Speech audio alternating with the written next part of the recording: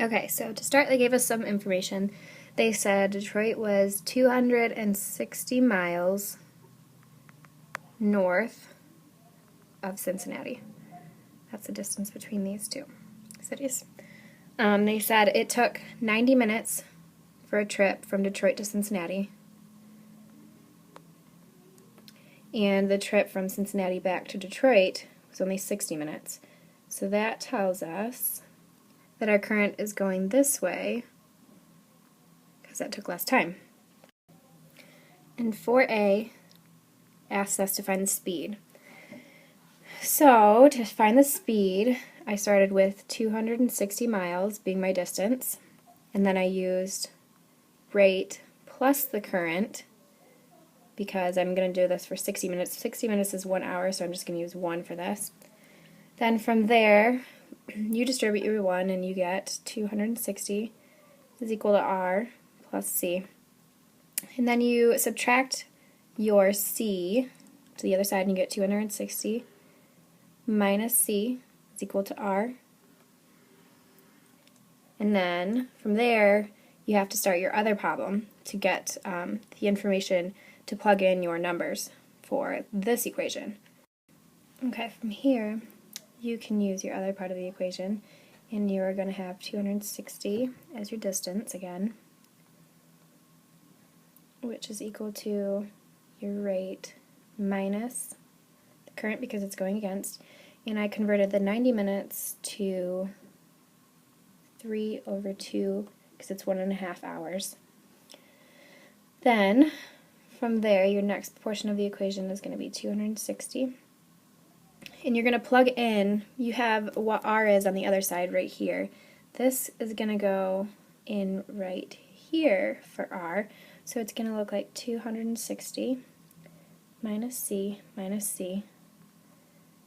And you're going to multiply all that by 3/2. And then from there, you are going to go 260 is equal to 390 minus 2C,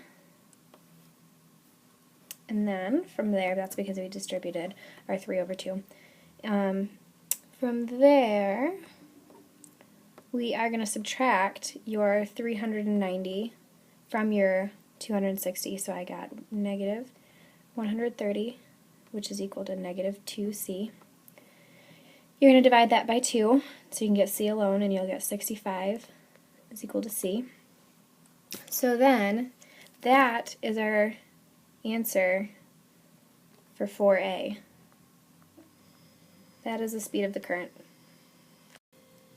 B asks us, how fast does the airplane fly when it's still in air? So we are going to start by plugging in all of our portions that we already have. Because we're given C, we can plug that into our old equation, or the first part of the equation, and that will give us our top speed. So what we're going to start with is we're going to do 260